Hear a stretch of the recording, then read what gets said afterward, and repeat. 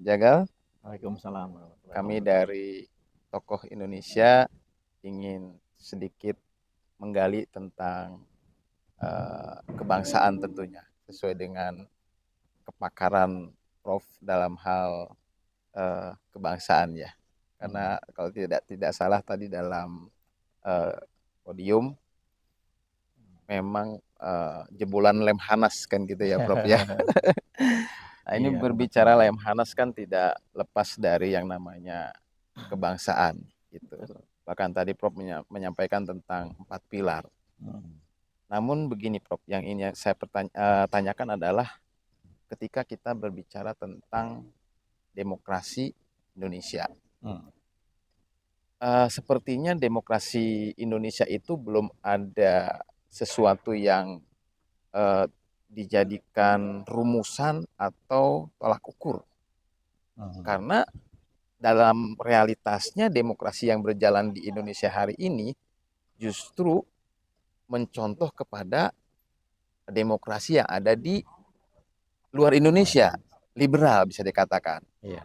Nah, dari situ saya ingin bertanya kepada Prof, seperti apa teknis pelaksanaan daripada demokrasi Pancasila?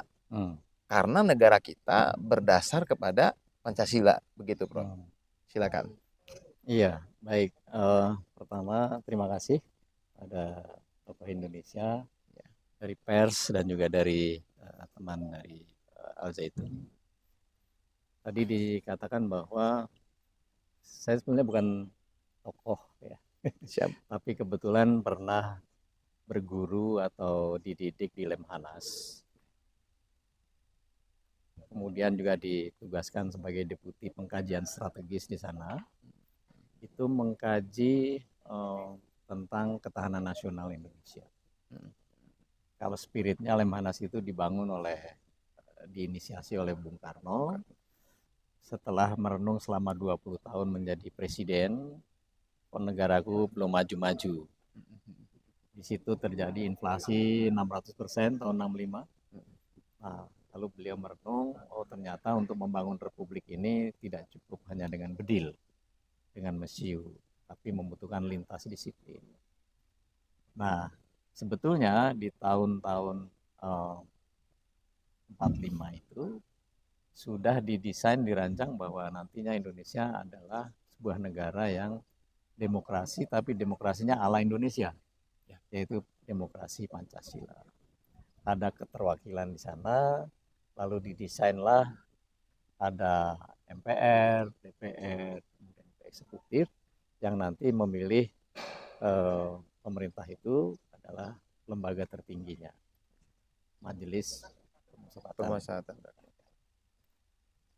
Nah, lalu dinilai bahwa itu kurang objektif ya karena tidak one man one vote dan sebagainya. Padahal itu sudah dikaji sedemikian rupa bahwa itu adalah yang paling cocok di Indonesia. Di Indonesia, Ya, model yang paling pas paling gitu ya pas. untuk Indonesia. Karena tadi budaya paternalistik masih ada di Indonesia, misalnya manut atau patuh kepada kepala suku, kepala agama dan sebagainya diwakilkan.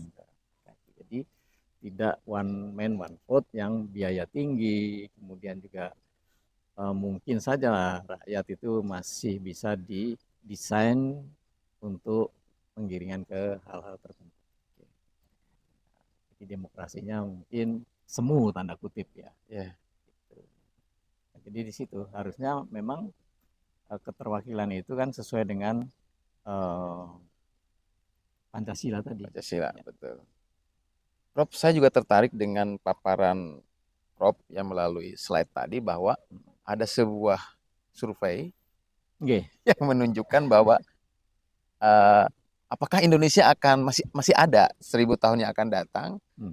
Nah, di satu sisi itu pertanyaannya, kemudian di satu sisi ada sebuah survei yang menunjukkan bahwa ternyata gitu kan banyak kalangan, kalau tidak salah dari kalangan milenial ya atau Gen Z gitu Pelajar ya, dan mahasiswa. pelajar dan Ya. mahasiswa justru menginginkan sistem pemerintahan Indonesia adalah sistem khilafah. Ya. Itu satu. Nah, ingin saya tambahkan datanya juga bahwa banyak juga di Indonesia tokoh-tokoh bisa dikatakan tokoh besar, bahkan dalam hal ini Wapres sendiri ya kan menggagas sebuah sistem ekonomi yang dinamakan ekonomi syariah. Lalu bagaimana ketika kita sebagai orang-orang yang dididik katakanlah untuk berjiwa nasionalis berhadapan dengan orang-orang yang menginginkan ekonominya syariah gitu kan, perbankan syariah kan seperti itu. Bukankah ini semua gitu kan bertolak belakang dengan tadi cita-cita besar bangsa Indonesia untuk menjadi sebuah bangsa yang mempunyai dasar hukum, mempunyai dasar adalah Pancasila. Itu menurut Prof sendiri, apakah itu merupakan hambatan yang berarti gitu? Keinginan-keinginan tadi gitu. Menginginkan sistem khilafah, kemudian ekonomi syariah dan sebagainya. Gitu. Ya, jadi sudah didesain, artinya sudah digali, dikaji oleh para pendiri bangsa itu. Indonesia itu kan terdiri atas banyak suku, banyak agama, banyak budaya dan sebagainya. Nah, sesuatu yang banyak ini harus ada alat pemersatunya, yaitu Pancasila tadi sudah didesain ya, ketuhanan sampai nanti keadilan sosial. Nah, berarti sesuatunya itu mulai dari hidup berketuhanan sampai keadilan sosial itu adalah sudah digali bahwa ini yang paling cocok untuk Indonesia. Kalau kita beragama Islam, ya jangan jadi orang Arab. Ya, gitu kan. Berislamlah. Islamnya orang Indonesia orang gitu Indonesia. Ya. Karena agama dengan budaya dua hal yang berbeda. Kalau ekonomi tadi, ekonomi syariah dengan ekonomi Pancasila sebenarnya nggak konflikting. Tidak konflikting. Justru mungkin malah ekonomi Pancasila itulah yang paling tepat untuk Indonesia. Gitu. Berarti justru Prof ya kan mengajak pada seluruh bangsa Indonesia sebenarnya untuk nggak usahlah berpikir yang di luar daripada konsep Pancasila gitu ya. Jadi kalau membuat ekonomi ya ekonomi Pancasila gitu kan. Demokrasi Pancasila seperti itu Prof ya. Nah, jadi kalau tadi ada fenomena bahwa generasi milenial, pelajar dan mahasiswa itu tergiring pada aliran-aliran yang non Pancasila, itu karena memang sejak lama ini kan perang abadi untuk melemahkan Indonesia. Betul. Sudah sejak lama itu ya, didesain. Betul. Sekarang mereka kan tinggal panen raya ini untuk melemahkan Indonesia itu tadi. Lalu lahirlah data-data tadi. Betul. Bahwa pelajar itu 17%, mahasiswa itu 20-an%, justru malah pro pada yang non Pancasila. Oke. Nah, berarti kan perang abadi ini antara yang ingin menguatkan Indonesia dengan melemahkan Indonesia. Pertanyaannya siapa yang akan memenangkan pertempuran? Nah, jawabannya adalah yang memenangkan pertempuran ini adalah yang diberi iklim kondusif lebih banyak, itu nanti akan menang. Oke. Nah, iklim yang kondusif yang seperti apa? Yaitu pendidikan sejak PAUD sampai perguruan tinggi, kemudian di kementerian-kementerian dan sebagainya itu di masyarakat juga harus ditanamkan yang tadi nilai-nilai, diperbanyak amunisinya itu seperti yang dilakukan oleh Al Zaitun ini kan juga sama sebetulnya, menambah amunisi untuk menguatkan Indonesia. Baik, jadi saya langsung kepada kesan Prof setelah 2 hari di Al Zaitun.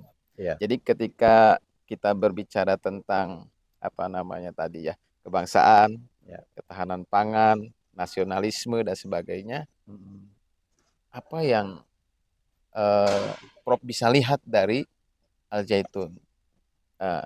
Al Zaitun sebagai sebuah lembaga pendidikan ya itu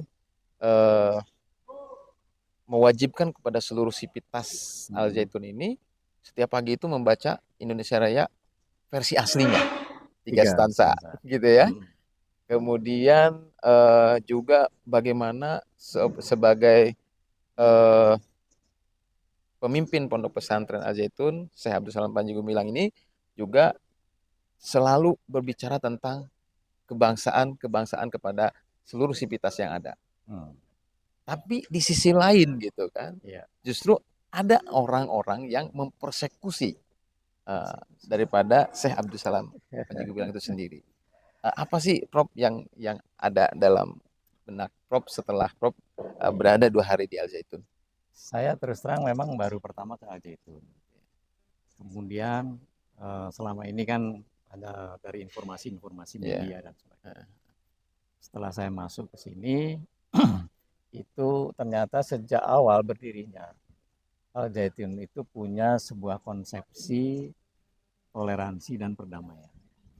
Berarti ini kan sebuah pemikiran yang memang esensi dari Indonesia itu atau geopolitiknya Indonesia itu adalah toleransi dan perdamaian. Ketika para pendiri bangsa itu mengucapkan kemerdekaan, maka selalu diawali dengan atas berkat rahmat Tuhan. Kita harus memelihara Indonesia, merawat Indonesia untuk sebesar-besarnya kemakmuran rakyat Indonesia. Nah, kemudian Al Zaitun ini sebagai sebuah pondok menanamkan nilai-nilai itu tadi kepada generasi muda, kepada sivitas akademika yang ada di Al Zaitun ini sebagai sebuah komunitas akademik, bukan komunitas politik.